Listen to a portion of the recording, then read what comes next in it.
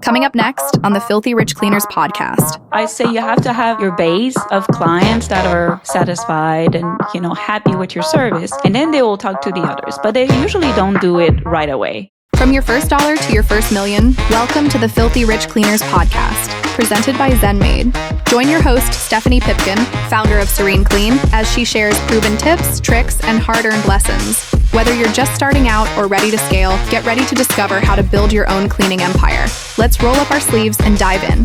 Hello, everyone. Welcome back to the Filthy Rich Cleaners podcast. My name is Stephanie from Serene Clean, and today's guest, Julie from Cleanologic, is coming to us from Texas, but she is actually native Canadian, right, Julie? And you assist a lot of folks trying to get into the cleaning industry in non-traditional ways. So I'm really excited for this conversation. I think it's going to be really educational and interesting, and would just love to hear your backstory, Julie, and tell us about yourself. So I'm an immigration consultant, and I specialize in the E2 visa, which is an investor visa. Because I'm from Canada, a lot of my clients are from Canada. I'm French Canadian, and I've been living in the US for more than 20 years now. And so I was helping investors coming to the US, but they always have to either buy a business, any business, or create a new one. And the cleaning industry was so on point with the requirements because you have to create jobs, which obviously you will. And just with the minimum investment and everything, it was, and it's easy. I know people would say it's not easy, but it's easier. A cleaning business, it's easier than, for example, a restaurant. So I decided to create my own cleaning business. So I had my own and operated my own cleaning business. And then eventually I was going to, I had this idea of a franchise, and, trying to get people on that E2 visa.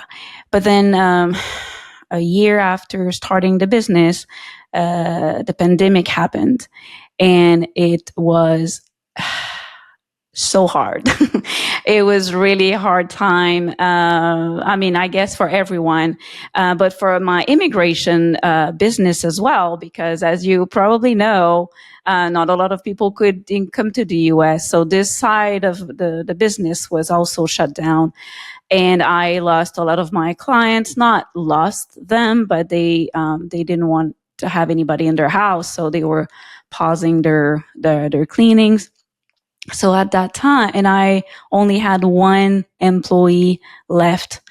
So I had to work full time as a cleaner, which before I was just really operating it. I was not really cleaning, and for almost a year. I was working full time as a cleaner, but I have learned a lot. And so because I knew exactly what the job was, then I was able to get to, finally did not create a franchise, because I did not like the structure of a franchise and the way it's so strict.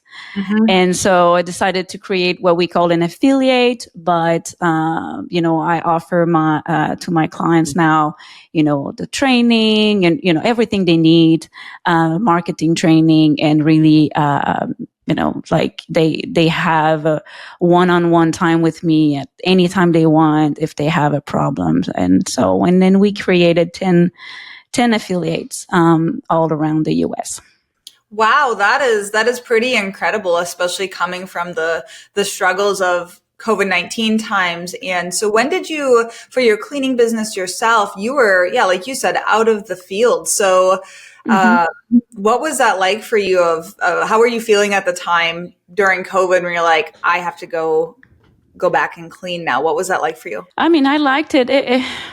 Sometimes I feel like I miss it a lot, but it was because it's different. So like my job, because all of my clients are out of the country, I don't really I see a lot of people, but like being on the field, like with my coworker, and she was my employee, but at that time she was truly my coworker, and we had so much fun. And we've seen, I could write a book of things we've seen. It was unbelievable, and but I was able to, uh, you know, to kind of analyze like what would be the best cleaner, the techniques, and really like being there and doing what the my employees were doing. So it was great. It was it was great. Yeah, no, it is sometimes nice to go back to the basics and get into the field, and it really helps you perfect those systems and processes of what's potentially not working, and then for you to take that and turn it into the system of bringing other folks into the country. So can you tell me your first experience with that, of having this affiliate system, if you will? How did somebody find you to do this, or did you seek them out, and what did that look like? So at first, but I was already having clients, and they knew I had a cleaning business, but I was not really promoting the industry. That was not my goal, and actually is not even my goal now. I'm not always pushing them into this industry, but sometimes they're, coming to me and they don't really know. Like, I want to start a business. I don't really know what. I want it to be easier, and so. And I will, now I'm promoting it as I will tell them what it is. And I'm very honest about it, because it's easier, but it's not easy, and it's not for everyone. So making sure that they know what they're getting into. But yeah, the first one, it was just like, yeah, we would like to do it. And so I actually did all of the paperwork and the agreement and everything for them. And then I had another one right after. And so it was very, very quick growing. And so, and I did not have like a full training at the time. I was not ready to go, but I was ready enough. So for them to open the business, getting their A2 visa, coming to the US, operating it they decide to sell it eventually. Because it's a cleaning business for an E2 is very easy. That's because I did sell my business to more than a year ago now. And I did it for an E2 visa, and they got their visa as well. So it's just a great industry for this type of visa. Yeah, so I'd love to hear you talk more about that, of like, why is the cleaning industry so attractive for folks who are coming in from another country? And because that is such I cannot imagine the stress of like coming to another country and not having that stability, or having a job, and then to try to open a business on your own when you don't know necessarily the laws, potentially language barriers, things like I just imagine the folks that you help, like the stress relief that you're providing them is just got to be indescribable. I think the reason why it's great is because it's a service business, but with not a lot of overhead costs. Mm-hmm. So the risk is not great. It's not like you have to sign a lease for a restaurant like at $12,000 a month. So it's very different. So that's why it's appealing. It's also a business. A lot of my clients, they want to start a business while they are not in the United States. So a lot of them from Canada, and they operate from Canada. Because they can, the reason why they need the visa is to work inside the United States, but they can operate it outside without any problems. And it's an industry that, you can do it not easily, but it's easier. So that's one of the reasons.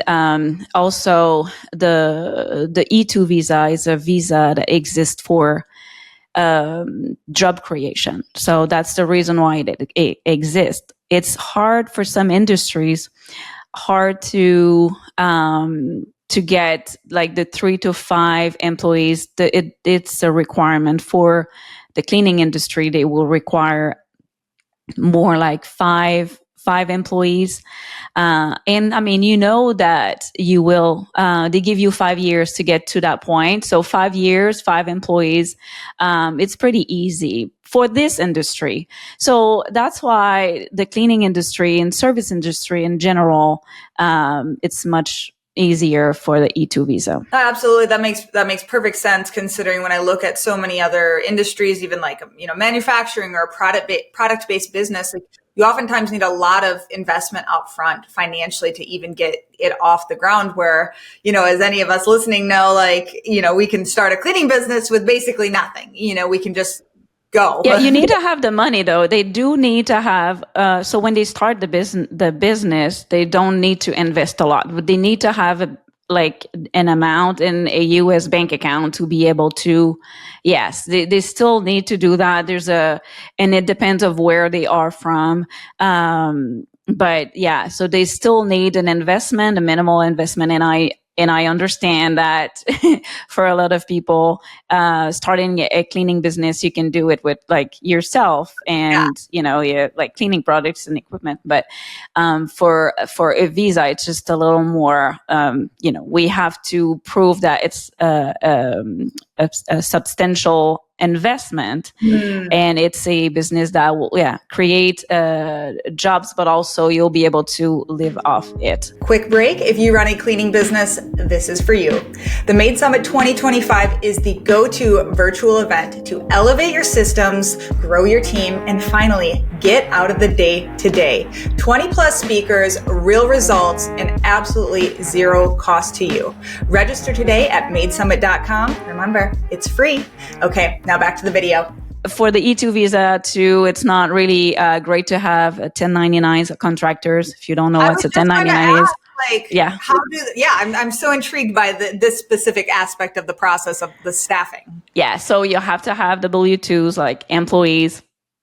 You can have some employees and some 1099s contractors. Yeah, that's possible, but they want to see at least 3 to 5 employees full time. They have to be full time. Oh, wow. So we have to have the schedule full, and so we are helping them. And in the beginning, what the investment is for. So we always we have to guarantee hours for the employees, because when you start, you don't have a lot of clients, and so you have to guarantee hours. We do a lot of like free cleanings because we want to keep them busy. Oh, I see. Yeah, no, that makes perfect sense. But then we build, and then they have a full-time schedule of real clients, and so that's the investment is going through towards that, and also a lot of marketing. That's one thing that people struggle to understand, that you have to invest in marketing and advertisement if you want your business to grow. It can grow without it. It will just grow too slowly for this type of visa. Well, and I'd imagine, especially considering they're not there, like when we think about a more traditional cleaning business startup where it's, like somebody who lives in their town and they're doing it, that word of mouth really grows because you're kind of propelling it. Right? Imagine in this scenario, it's that is almost out the window in a lot of ways. You do eventually, you kind of have, I say you have to have your base of clients that are satisfied and, happy with your service. And then they will talk to the others, but they usually don't do it right away. They'll wait, after 5 times they're coming to my house and it's good. And so it takes time for them to really talk to the others. During that time, you have to build your base. And so you can only do it through advertisement. So you have to invest, and you have to, now we kind of know a little bit of what works, what doesn't work. But you just try and see where you get most of your clients, and capturing everything, your data, very important, and knowing how much a client costs. It's just so important, and a lot of people don't do that. So, great point. Definitely on the marketing and KPIs and all of that. What's one of the biggest challenges I would say for newer folks in a cleaning business is just kind of, it's all over the place. Like the numbers are all over the place. There's no consistency with that kind of thing. So I'm curious, like, let's play out this scenario of, you're starting a new business, and for one of the, like, what does this process look like? Do you start a business in a place and then they reach out to you, or they tell you like, hey, this is where I want to live? Like, what is that first part like? Well, sometimes I have clients asking me if I know of a cleaning business for sale. And so if it's the case, yes, it's always great if they have the money to buy it. It's always great to have, like a business already operating and everything. So that's the first step. But sometimes what they want is really like they want to have their own. And I'm that way. I want to pick the name. I want, like the logo, the colors. I want it to be my business. And so I have a lot of them. They tell me exactly where they want to go. So most of my clients, they have an idea where they want to go. A lot of them want to go to Florida. The second state is Texas. Oh, so it's either, yeah. So, I'm looking at, the map and see, that would be great if you open in this area. And then we just go from there. We create the branding, colors, website. And then, I do all of the hiring. I do that. I do everything, training. And then, and so they have really like a business, an operating business when they start, which they can decide to operate on their own, or if they don't want to do anything, we have options. Wow. So I would love to hear about, I'm sure everybody's ears are perking up of, okay, owner's not there. How is this training process going? How are you, and managing not, ICs, that's okay. Straightforward. They're ICs. How do you manage W-2s when nobody is physically there in the beginning? A lot of communication. So on site, usually you will have someone, the first person hired would be someone with experience in so we call the person a field coordinator.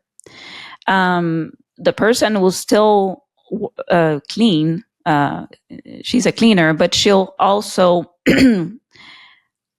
look for making sure that all of the equipment's working, supplies and everything, and the communicating with, again, if they are operating and answering the phone calls themselves, then they will communicate with them. But we have some that they have an admin a virtual assistant that will answer the phones and make the schedule and everything. So that person will do, so the person knows how to clean at first, because, so we do a 2 hours training with what we do, explaining, and we have a training. So I don't like checklist. I'm not a checklist person, just because I feel like, you're cleaning one house and it's a different checklist in another house, and sometimes we can forget stuff. So it's we call it a concept based training. So we do we divide the house if we work with somebody else, and then we say we work in sections, and we finish our sections all together and then move to the other section, and we have like a path. So when I train, I always say, did you follow your path? Because that's what it is. Like, so when the left to right, top to bottom, it's part of the path, but it's also all of the horizontal surfaces have to be clean, or all of the vertical surfaces have to be viewed and assessed. And so if you need to clean them, you do. So it's really just concept based, and also a lot with the timing. We never say someone is slow. We say that they're not efficient, because that's usually the problem. Is not that they're not fast, they're not efficient, and we're trying to find ways to do it. But the person will, the field coordinator will will teach the others and train the others with what we do. But I did go and train them on site as well. So yeah, if clients wants to pay for it, yeah, I do. I will go and train them in person over there. Have you had any instances? I think back to like my first hires and how challenging that was. If that person turns over, like how do you solve that problem? So we have a backup. So we have backups for everything. So we have backup for clients, but we also have backups for staff. So if someone decides tomorrow I'm not showing up, what are you going to do? So yeah, you need to have backups for everything. So when you start, you should. And I always ask, even now, even after years of operating, I will ask them, what is your backup for this person? What is your backup? And they have to have a backup, because I know that was my problem too during the pandemic. And it was hard because, at the time, if someone was in contact with somebody else with COVID, then you would have to stay home for a week. And then I was, if they would work together, I was losing too. It was really hard. So that's when I started building my list of, who I'm going to call. And so I, with my clients, I teach them to build a list of people that can come and clean. So sometimes contractors that you build a relationship with could have people that don't have transportation, but if you need someone, you just Uber them with somebody else, or it's you have options, but you need to have options. And same for clients, you need to have a backup plan for everything. Yeah, you have to have someone cancel. And again, it was during the pandemic because we had a lot of them calling in the morning, and and my employees, they needed to work, so I needed to find someone to go and clean. So yes, we do have a 24 hours cancellation notice. And no matter what, if they call in inside this 24 hours, we have a list of charity cleaning. So basically, people canceling would pay for somebody else. So I think they feel a little better because they will to pay for someone in need. Usually we try to do cancer patients, or like someone with transplant, organ transplant patients as well.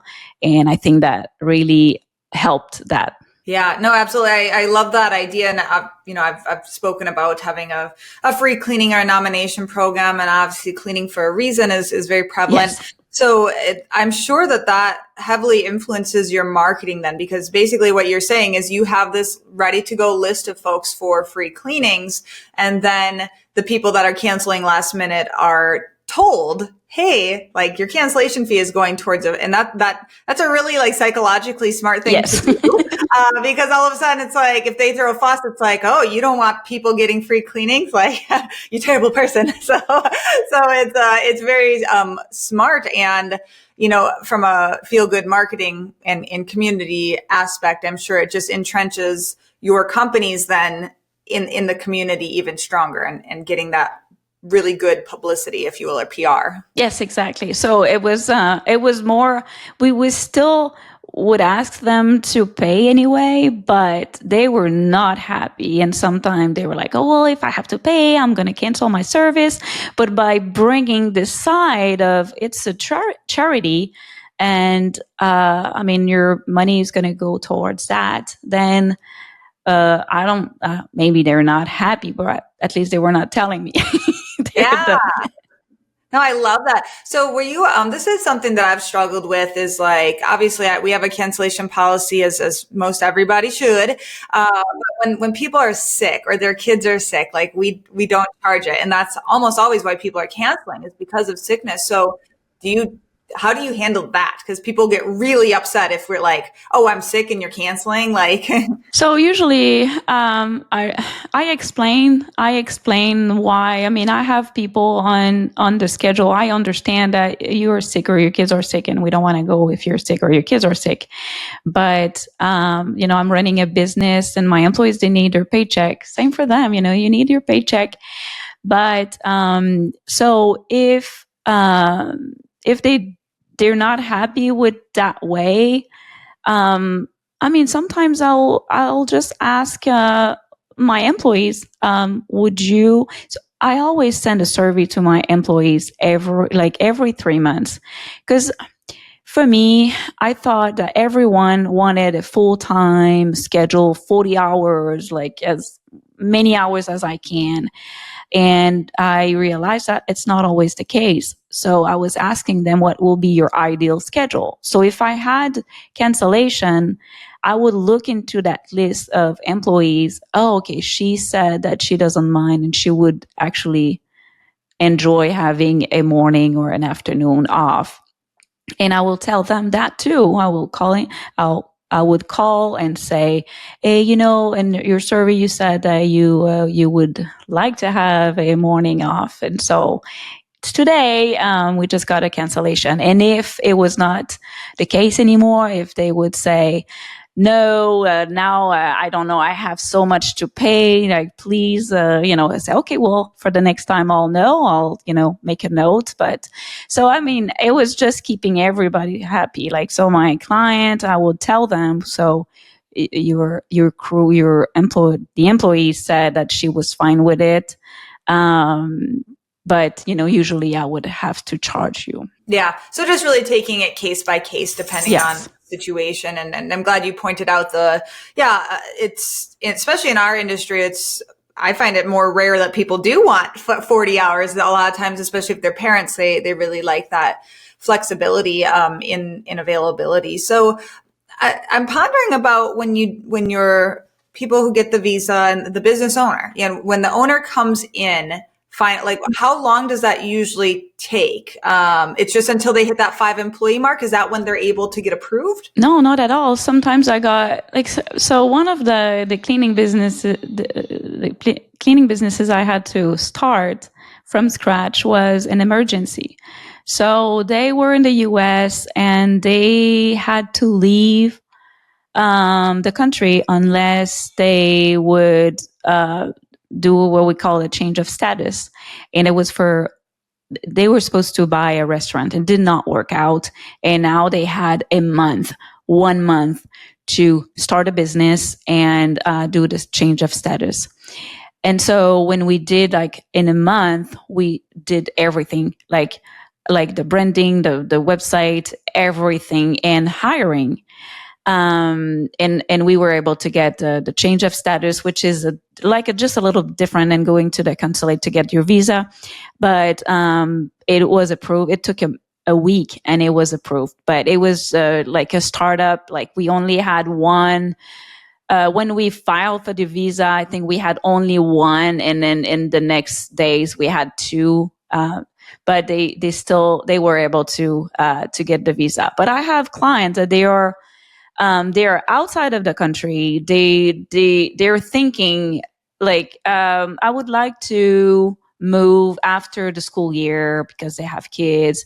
And so sometimes we can start the business in January, but they know that they're not going to come till August.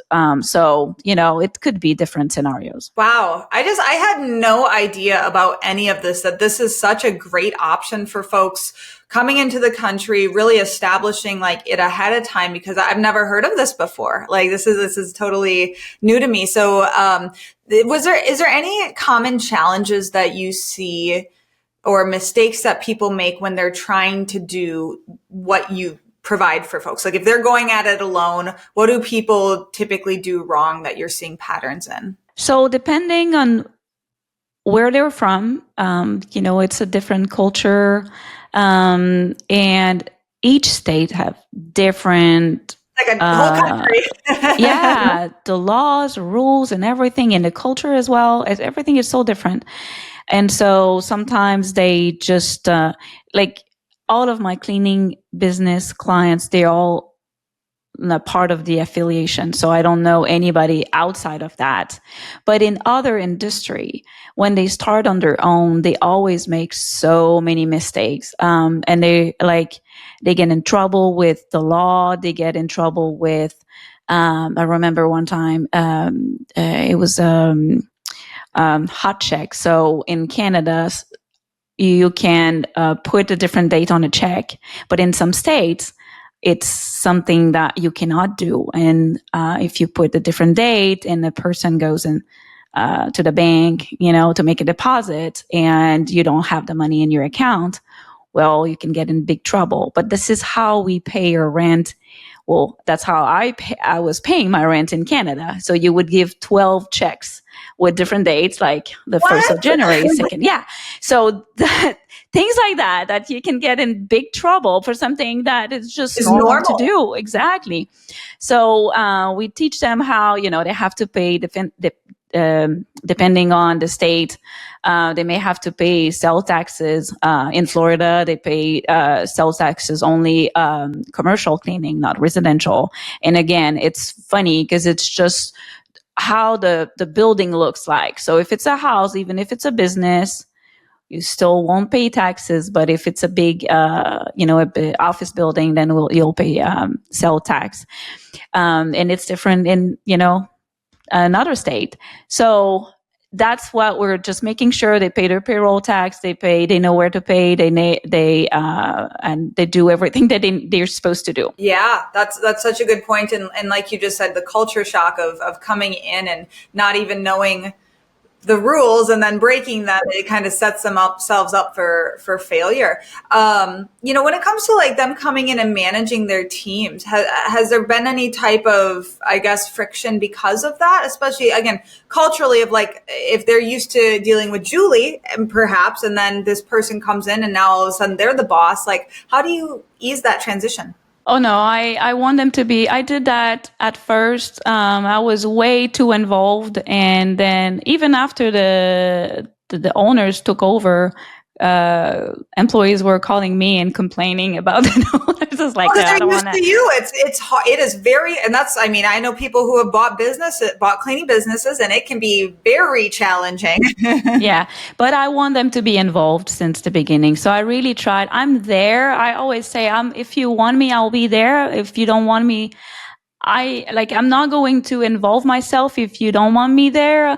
But I want you to be the owner. So I introduce myself as, just a guide, the person who's just helping.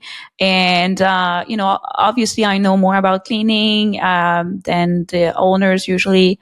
But sometimes they will refer to me. The owners will they still ask me questions, even after more than 2 years of in operation. They still ask me questions almost every week, but cleaning related. So sometimes they will send me pictures of a dirty shower and how would you clean that? But so I have all kind of questions. But yeah, I want them to be involved. I want to introduce them since the beginning as the owners, because they are. And I don't have only clients from Canada, but a lot of them are from Canada. And I have to say that Canadians are great bosses. They're great. Because you guys are nice. You're so nice. They're really nice. And, there are things in Canada that you cannot do as, as a business owner. Like, you cannot have someone coming to work for just like 3 hours. It's not something that you're allowed to do. And so, because it's so strict over there and we've been raised that way, we take care of our employees very well. Yeah, that's a good point. Is I think it would be much harder for just knowing, because we're like, for an American to go try to open a cleaning business in Canada, I think it would be very challenging on us, because we're so used to, even though it feels like we have a lot of regulation, it's nothing compared to when when business, like I've spoken to folks who own cleaning businesses in Canada, and I'm just like, how do you make any money? Yes, I don't understand. exactly. Yeah. Oh, yes, exactly. So it's very hard. It's much harder for to open a business in Canada, and so it's easy here. You just don't know. When you don't know, even though it's easy, and you just need to learn. But just the way they've been raised, and if they had jobs, they know how it is. They're always going to be better. Like employers than Americans. And I'm not saying Americans are not great. They are. It's just different. There are things that, like, they're always asking me, my clients ask me, so they only have 2 weeks vacation a year? And I'm like, well, yes, but that's great, because a lot of cleaning companies don't even have anything, paid. And they're like, oh man, that's not a lot.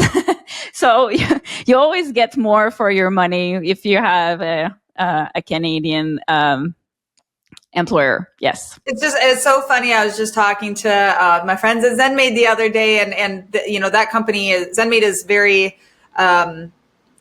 spread across the globe, meaning all of the employees are from, and all the people who work for ZenMade are all over the place. And so one of my favorite things to delve into is the cultural differences. And we actually got into the topic of PTO, and they were just like, some of them were just absolutely mind blown, especially in Europe. Like, yeah, we don't have to give anything. Like, unless we're at like 50 employees legally, it's a nice perk if a company does that.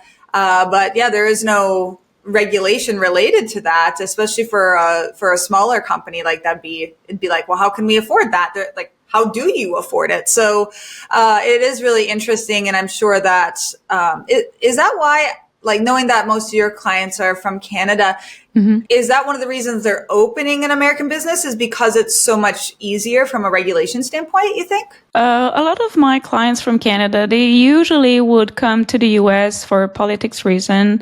They pay a lot of income taxes over there, and they want to go in the South. A lot of my clients, as I said, they want to go to Florida. They want to go, I don't know, they want to go to the beach, and and I keep telling them, that's what I wanted to, and I live very close to the beach, and I never go to the beach because you get tired of it. Yeah. But that's what they want, and the income taxes is something that we have people. My family is still in Canada, and they pay more than 50% in income taxes. So I can't imagine. And one of the reasons why we moved to the U.S., my husband and I, with my little daughter, was because of the healthcare over there. So my daughter, she was born with a very rare genetic condition, and we did not have any services over there. She was still on a waiting list. She was 4, and here it took a week. So usually that I would say that's one of the reasons why they are moving to the US, but also because it's easy to open a business. It's much easier to run a business. It's you have more opportunities in the US than in Canada for like just jobs. It's much easier to get a job here than in Canada. I gotcha. Well, what a wonderful perspective to bring of, I know that, everybody feels there is no perfect healthcare system, that's for sure. But I'm glad that you highlighted, that getting faster services is definitely an appeal sometimes in America. And I'd imagine Texas specifically, like how the taxes, like I know that Texas has a lot lower taxes than some other states. Were there other states that you considered that, or was it like, I'm going to Texas? Yeah, the first time I came here, I did not like it, but I accepted that like a lot of people are not like me, and I'm now I like Texas. But yes, because Texas, we don't have income tax, state income tax. Well, we have less services.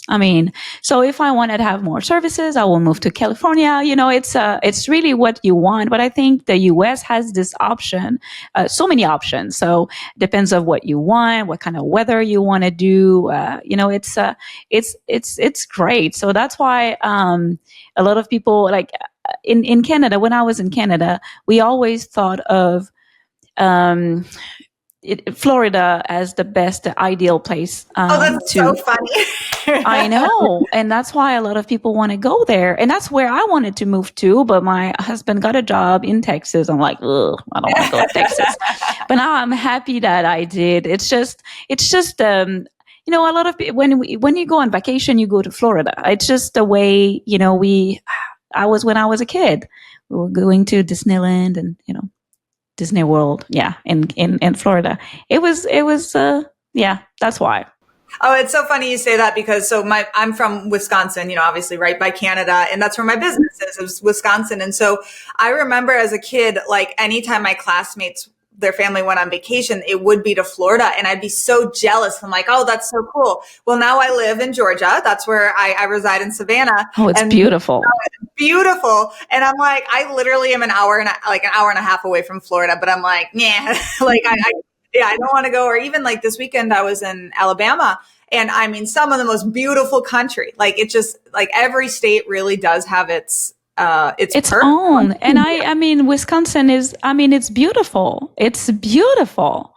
I don't know why. It's just because they don't know.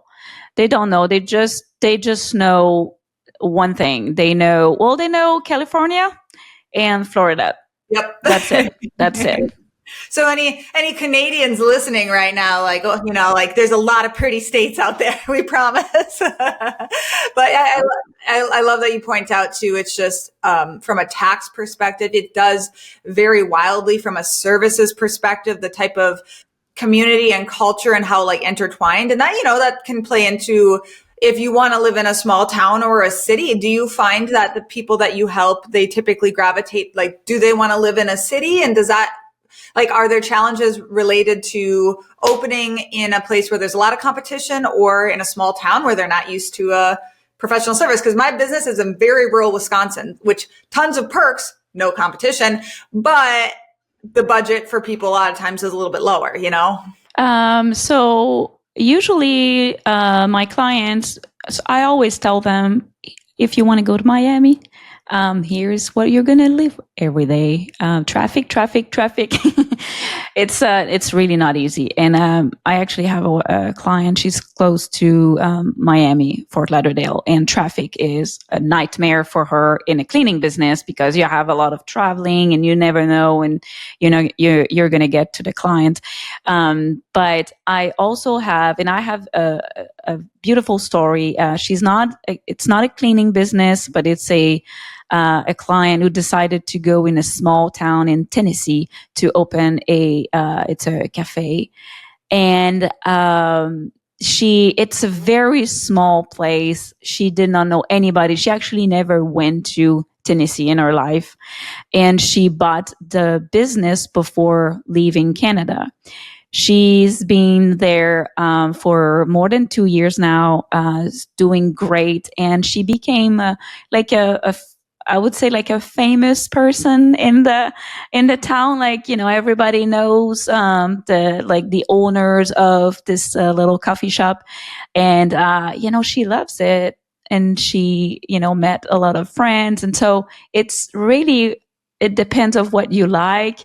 But I think this is it's great because she did not know anything. So it's really when I say, it's just an adventure, it was an adventure. She had no clue if she would even like it, but buying a business, investing a lot of money, and just hope for the best. Or you can actually make your own best. You're making your life and trying to find people just like you, and just I know they joined a church over there. I mean, it's a beautiful story. Oh, absolutely. Very much so. And just finding community wherever you are. And Tennessee, that is a stunning state. I mean, just a beautiful place to be. And just as you're telling me more, like, I just can't help but think about like the folks who utilize your services. I mean, they're very brave. Like I literally cannot fathom I'm going to open a business in another country. Like I just keep my like, I think I'm a pretty brave person, and I'm like, I would never do that. Like that is really putting your neck out there. And obviously they have you, to kind of, is that a big part of your job or in service, would you say, is kind of soothing anxiety for them? Yeah, I'm like the person, like if they have a problem, they always have someone to call. And I mean, I've seen so many problems now. I kind of I can help them with almost anything.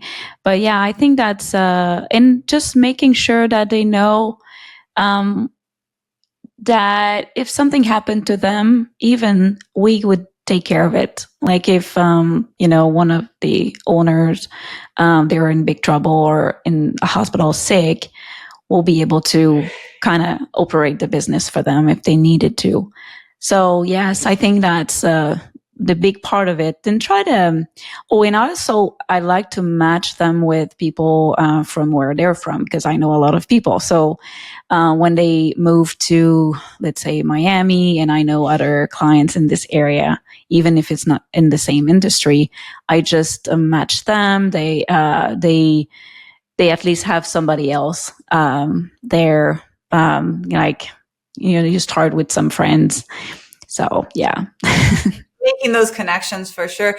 So for the cleaning businesses that you start, is it strictly residential, or do you guys do some commercial as well? So we do both, residential and commercial, and it's eco-friendly. So that was one thing that that's so important to me.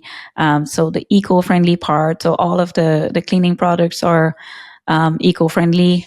And so that's actually the specialization, is not being a residential or commercial cleaning service. Is really just eco-friendly. So yeah, both. I gotcha. Yeah, I love both. I do both pretty much equally in my business.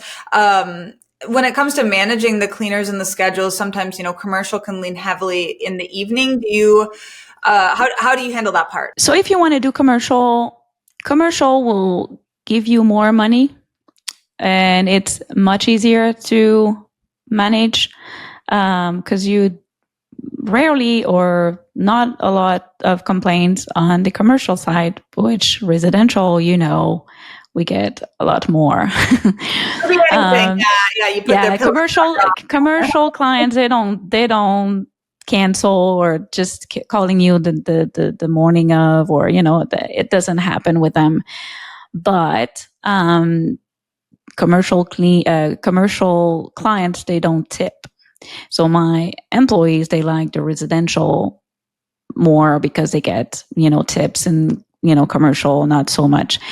But it was harder for me to find good employees, stable employees at night. So we have decided for my business, and that's if my clients want to do in evenings, weekends, at anytime, then I will encourage them and help them. But for my cleaning business, I had decided that it will just going to be from 8 to 4-ish, and that's it.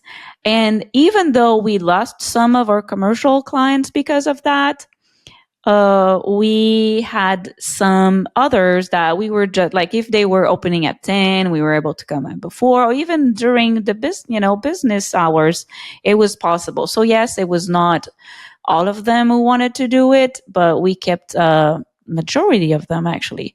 So yeah, no evening, so I don't have to ask to be operating the business at any hours. No, it was from 8 to 4.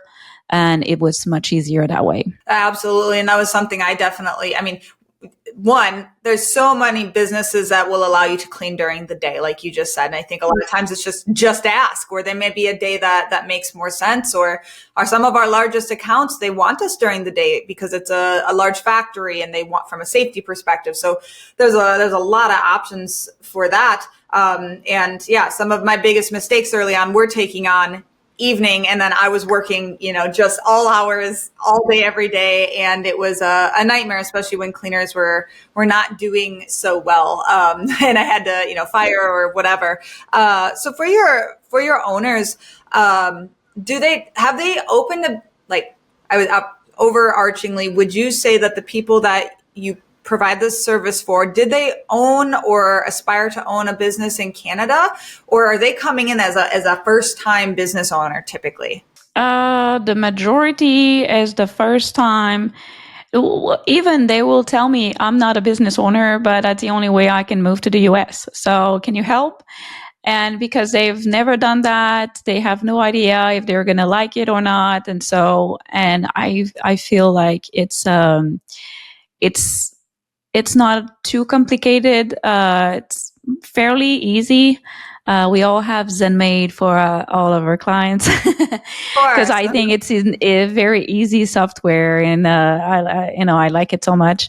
And so they don't know anything about being a business owner. Not all of them, because I've had clients who sold their business in Canada to come to the US, but most of them, they have no idea. And as you've kind of touched on previously, it really is one of the easier ones to open, I think, without experience. Honestly, it's not difficult to understand work. It's more managing people. It's a heavy management industry, I would say, of the staff. And, touching on obviously ZenMaid from a scheduling software perspective, what other kind of tech stack do you like to use? Are there ones that are your go-tos for software? The other software that we use is Homebase for, it's an HR app, but with message. So instead of like texting or using WhatsApp, it's in, the software. So I think it's cool. So it's easier. So you can text message one person or a crew, or they can also talk to the owners, talk to the person who's the virtual assistant. They can talk to me. So it's very easy. And the clock in and clock out, we do it with that because it does the payroll by itself. So just easier. So that's the other application software that we use. I gotcha. That's awesome. I never heard of that one before. That's really cool. We use Gusto for our payroll software, but I love the concept of like messaging within the software. That's very unique. You can also hire with Homebase. It's free, so you can put an ad, and they put your ad at different places, and really? So you get candidates directly in your Homebase account, and many great features. Oh, that's super cool, especially considering hiring is such a challenge at times. No matter what we do, and everybody wants to charge so much if you're advertising anywhere. So if anybody is listening and they have somebody who they know who's in another country, and they're like, I'd love, my friend or my family member wants to come to America. Like, what would you say if they were like interested in this avenue of this type of visa? Like, what kind of suggestions do you have for them? So they can, they just need to understand that, it's maybe easier, but not super easy. But if they really want to come to the US, and they can make a substantial, investment in their, and if they want to see if it's going to work first, then they can start it from Canada and see, how they're going to like it. They can reach out to me. Also, if you're a business owner, cleaning business owner, and you think of selling your business, and you would like to sell it to someone with an E2 visa, which is always great because they cannot have a loan, so it's cash. They have to pay cash for it. So it's, and they usually have a lot of money to invest. I'm just telling them, you just need to make sure that. And we can convert everything. We can transform the business if the business is not eligible right away. But if you have at least three employees full time, you can sell the business even if you don't make money. I know it's weird, but even if you don't make money, you can sell your business to someone on an E2 visa. We would just have to transform it. Yeah. That's amazing. I had no idea that small of a business could be sold, honestly, that it would have like value enough to do so. But I suppose in this situation, it makes perfect sense because then it immediately is like ready to go for them. Yeah, it's ready to go. And especially if you have Google reviews, if you have a website, if you have, you're already out there and you have clients, yes, you would never let this go. You would use it, sell it for its value. And because when I sell my program, it's a business. It's a business that's not even in operation, and I'm still charging for it. So why not? It's the same for anybody. Yeah. When people do want to do that, and maybe they are smaller or whatever, is there an actual valuation process? Do you hire a valuator? Or because I had when I went through my divorce, I had to get valued. Yeah. So I'm a broker in the state of Texas. So I cannot, I cannot do Florida, for example, but I can do many other states. But yeah, so I am able to do the valuation process with them. Yes. Oh, that's amazing, Julie. I'm so happy to connect with you, because now, I've been asked by people like, how do I go about this? So this is super useful. So the state of Texas, I'm assuming, has a lot of reciprocity when it comes to brokerage or things like that, being able to do other states, or like there's a list of states that you could do this so for. There's a list, and I don't even I don't even know all of them, but I know that I can operate in many states, but I know I cannot operate in Florida because I tried. Because you have to be a realtor actually in Florida to do business brokerage. Yeah. Oh, that's interesting. How Yes. bizarre. Yeah, I know. But I still can do, still work with the brokers over there. They're in like the association I'm part of as well. So, but yeah, for selling, they will need somebody over there. We still can talk about the valuation and everything, but I wouldn't be able to sell it. Got it. So, Julie, if any of our listeners are interested in potentially selling their business, or anybody else who's interested in reaching out to get a business started in America, where can we find you? We'll definitely link all your contact down below. Well, thank you so much. This has been I've been completely ignorant on this entire topic. So this has been fascinating to learn about this. I had no idea, and you definitely are providing so much value to people. So Julie, I hope you're very proud of what you do, because you should be. Oh yeah, no, I really love what I do, and I love the cleaning industry. I don't know why. It's just like I try to explain that to people, and I feel like we're bringing something, and it's just they're so happy when we clean, and I don't know. It's a great service to give people. It really is, and it is unlike any other of giving people peace in their sanctuary. It's a very great thing that we do, and so. Thank you so much for your time today, Julie. Anybody who wants to check her out, definitely just go down to our description on YouTube or on Spotify, wherever you're listening. Make sure you leave her some nice comments, please, guys. And we will see you on the next episode of Filthy Rich Cleaners. Bye-bye.